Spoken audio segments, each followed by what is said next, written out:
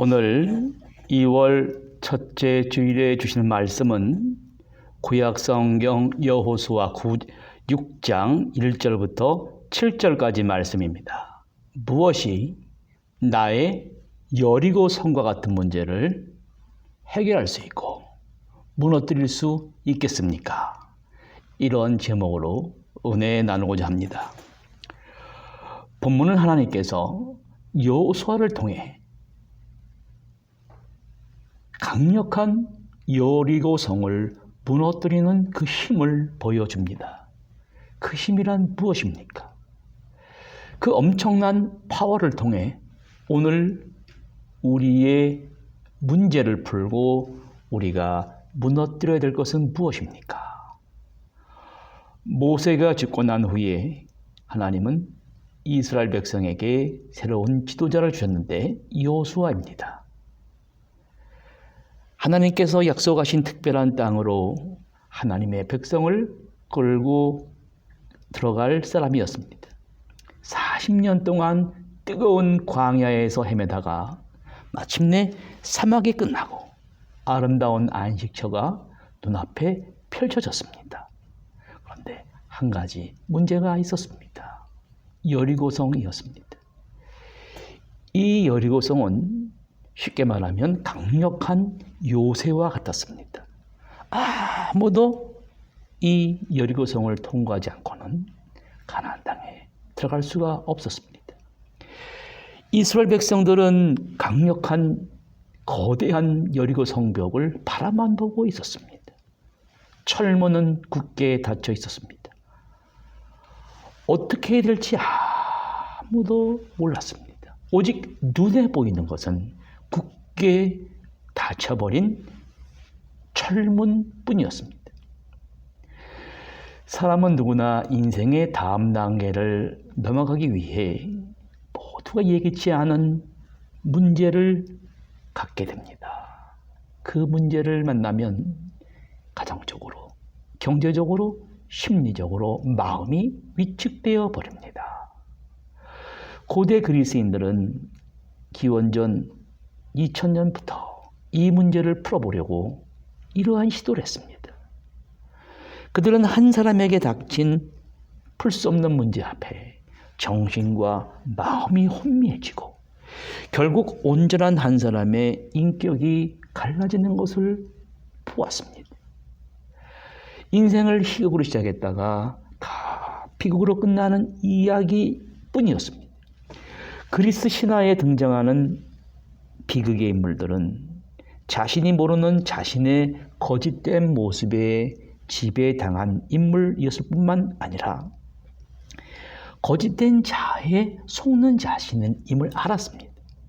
사도 바울은 바로 이 모습을 하마르티아, 죄라고 번역했습니다. 이 말은 화살을 쏘았는데 화살이 관역을 벗어나서 다른 데로 향한다는 거예요. 잘못이나 실수로 인해 목표를 이루지 못하는 것이 바울에게 있어서 죄라는 것이었습니다. 또한 더 정확한 번역은 이 죄는 상처받은 시야입니다. 어떤 사람이 예기치 않은 행동을 하게 만드는 시각입니다.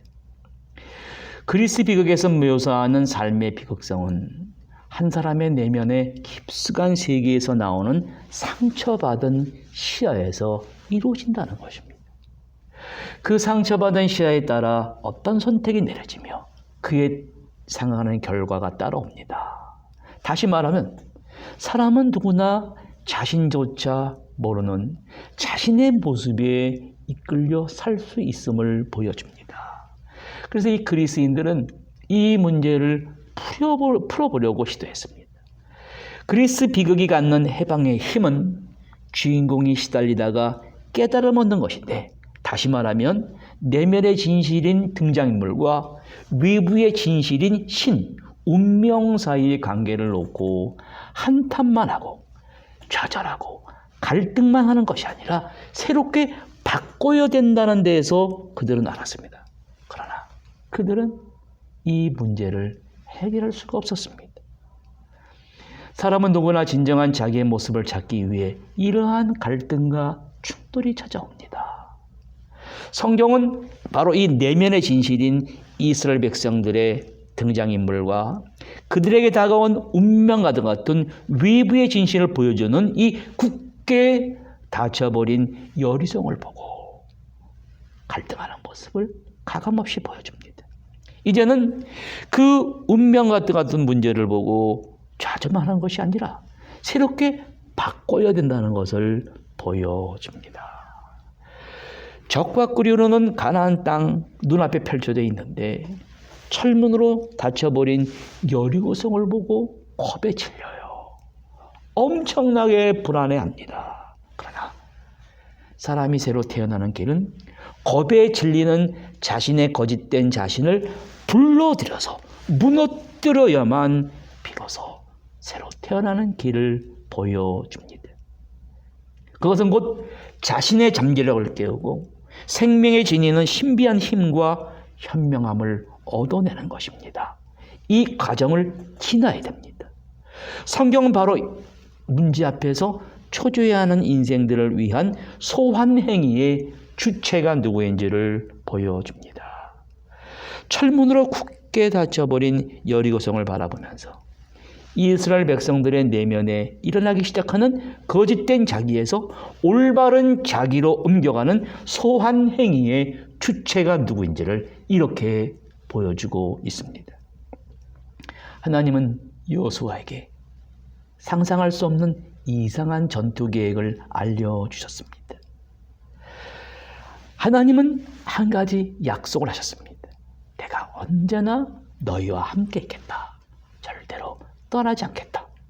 저 가나안 땅은 내가 이미 너에게 주었다. 하나님이 그들에게 요구하시는 것은 오직 한 가지 믿음이었습니다. 본문 속에서 문제 해결을 위한 새로운 이해를 알려줍니다. 개인의 삶이 자신의 삶을 단순히 한쪽으로 흘러가는 시간의 연속이 아닌 그 이상인 무엇인가로 바라봐야 될 때 진지한 시간에 대한 새로운 이해가 생기게 됩니다. 하나님으로부터 이상한 전투 계획을 들은 여호수아는 이해가 되지 않았지만 군대를 모았습니다. 칼과 창과 방패와 싸울 준비가 되었지만 하나님의 계획은 그것이 아니었습니다. 하나님의 말씀을 믿고 그 말씀대로 수행하는 것이었습니다. 여호수아의 군대는 행진하고 또 행진하고 여리고성에 있는 성을 매일 한 바퀴씩 돌았습니다. 성경이 이러한 모습을 이성과 상식을 초월한 행위를 보여주는 이유가 무엇입니까? 그것은 이스라엘 백성들이 바로왕 밑에서 400년이 넘도록 살아온 습관과 상식과 이성의 판단을 버리라는 것입니다. 다시 말하면 죄의 지배를 버리라는 거예요. 과거에 상처받은 시야로 문제를 바라보면 문제만 더 크게 보일 뿐이라는 것입니다.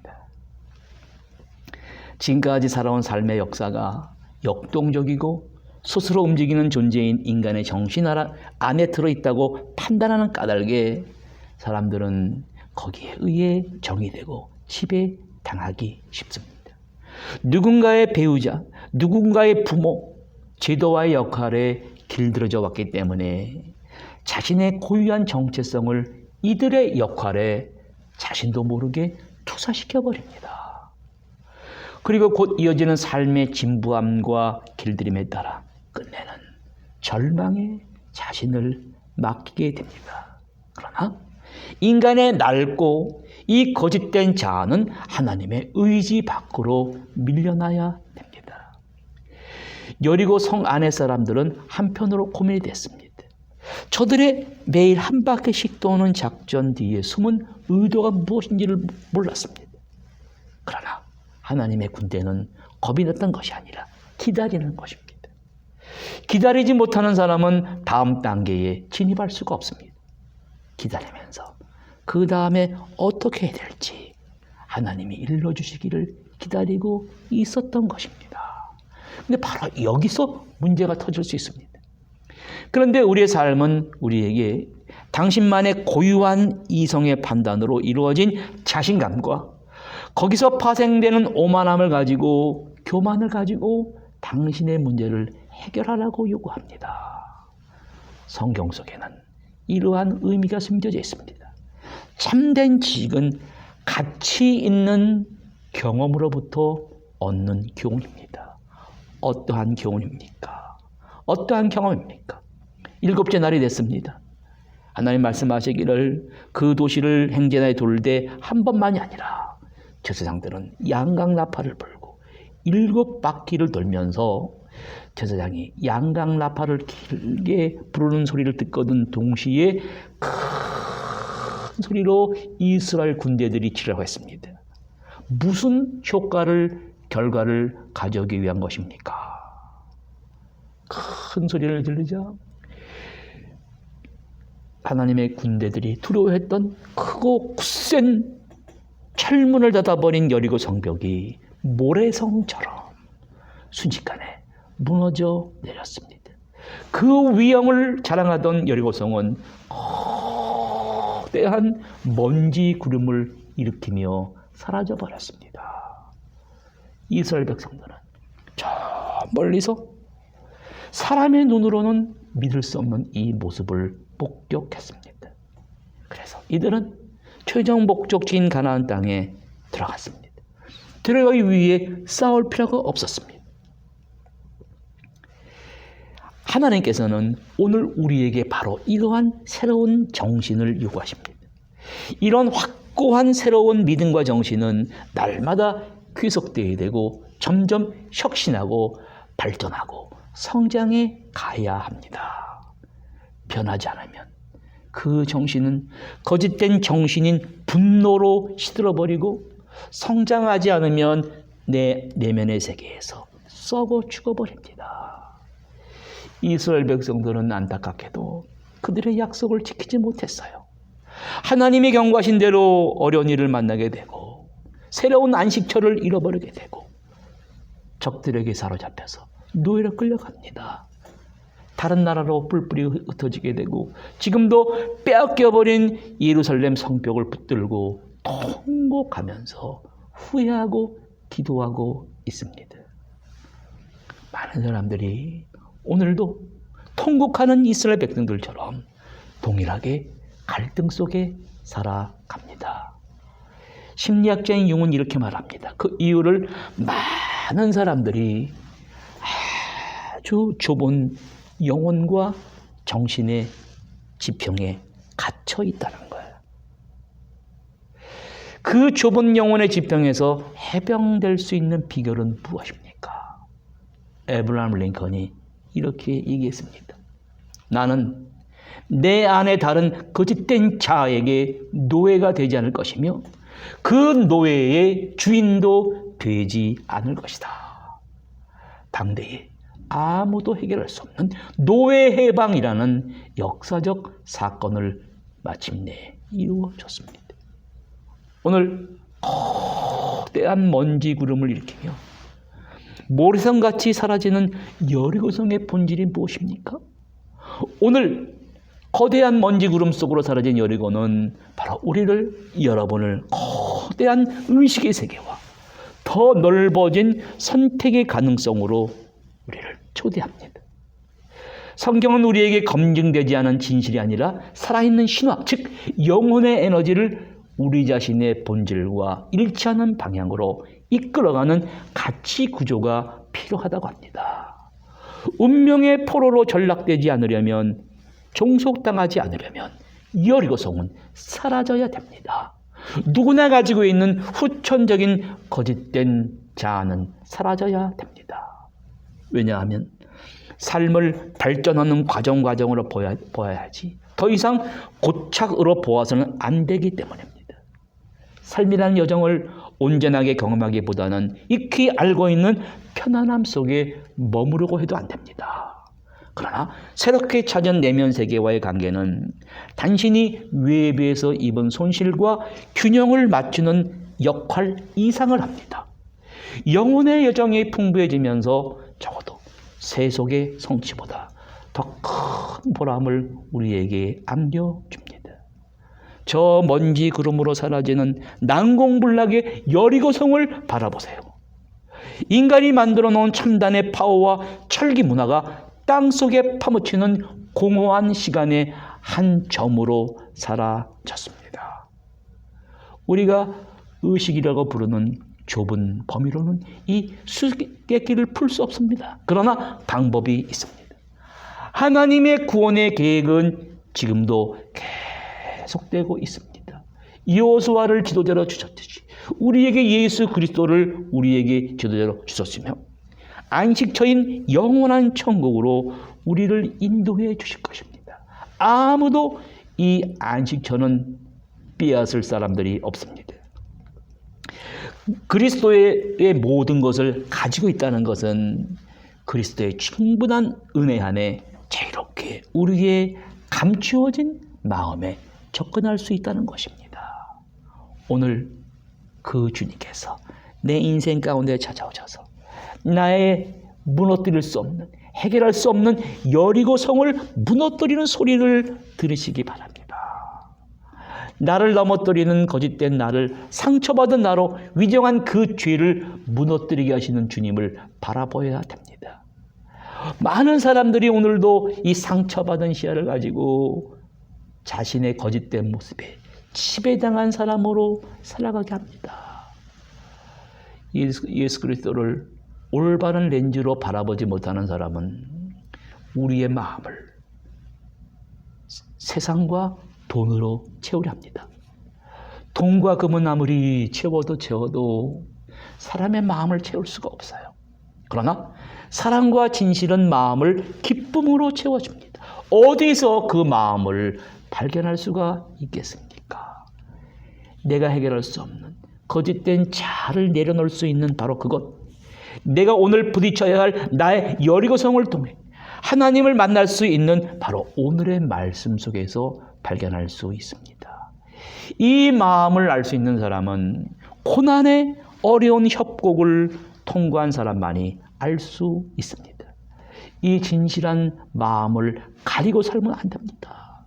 아무리 금과 실크 옷을 치장하고 살고 그 진실을 가리고 살더라도 언젠가는 그 마음속 깊은 곳에 감추어진 마지막 진실을 알게 되는데, 대부분 사람들은 죽음이 올 때까지 평생 굳게 닫혀버린 여리고성을 바라만 보면서 삽니다. 평생 용서받지 못한 마음을 가지고 살다가 그 진실한 사랑을 해보고 사랑하는 사람의 이름을 불러보고 싶은 날이 오지만 그때는 늦습니다. 무엇이 사는 길이고 무엇이 죽는 길인지, 무엇이 감사한 일이고 무엇을 슬퍼야 할 일인지 분별하는 눈이 띄어야 됩니다. 여기 여리고성이 먼지 그림과 함께 굉음을 내며 무너지는 그 순간 나의 거짓된 자아가, 죄가 사라짐을 체험해야 됩니다. 완전한 은혜와 완전한 사랑이 우리에게 부어지고 있음을 깨달으시기 바랍니다. 이제 우리는 그리스도 한 분이면 충분합니다. 자기 죄에서 구원하시는 그분이면 충분합니다. 그러나 문제는 죽음에 넘겨진 육적 생활과 사망을 이긴 영적 생활 사이에는 갈등하는 마음이 항상 존재합니다. 이러한 갈등은 그리스도께서 재림하셔서 죄와 사망을 결정적으로 멸망시킬 때까지 계속될 것입니다. 예수님의 3년의 공생에는 바로 이 전투를 보여주는 거예요. 오늘 이 전투를 우리에게 담당하라고 위임해 주셨습니다. 주님을 통해 나의 죄에서 구원하고 다른 사람을 주님을 통하여 상처받은 시야에서 구원하는 것이 기독교인이 가져야 할 마음입니다. 그 마음은 평생을 소유와 갈등 사이를 오가며 용서받지 못한 마음으로 살다가 인생의 비극의 막을 내리는 것을 막아줍니다. 그러한 마음은 우리를 육의 감각을 초월한 영혼의 아름다움을 선사해주고 우리를 죄에서, 거짓된 자아에서 자유케 하여 주실 것입니다. 그러한 성도님들이 되시기 바랍니다. 기도하시겠습니다. 하나님 아버지, 감사합니다. 가나안 목적지 앞에 여리고성은 무너지지 않을 것처럼 보였습니다. 여호수아의 군대도 초조했습니다. 그러나 하나님이 세우신 작전으로 무너졌습니다. 오늘 말씀을 통해 우리의 여리고 성벽, 도저히 무너지지 않을 것 같은 우리의 죄, 상처받은 시야를 십자가의 보혈의 은총으로 무너뜨리게 해주시고 세련한 시각으로 우리의 안식처를 바라보고 들어갈 수 있도록 우리를 도와주시옵소서. 이제 주님을 통해 나의 죄에서 구원해 주셨사오니 더 이상 죄에 얽매이지 말게 해주시고 육의 감각을 초월한 영혼의 아름다움만을 가지고 승리하며 살아가게 하여 주시옵소서. 예수 그리스도 이름으로 기도드립니다. 아멘.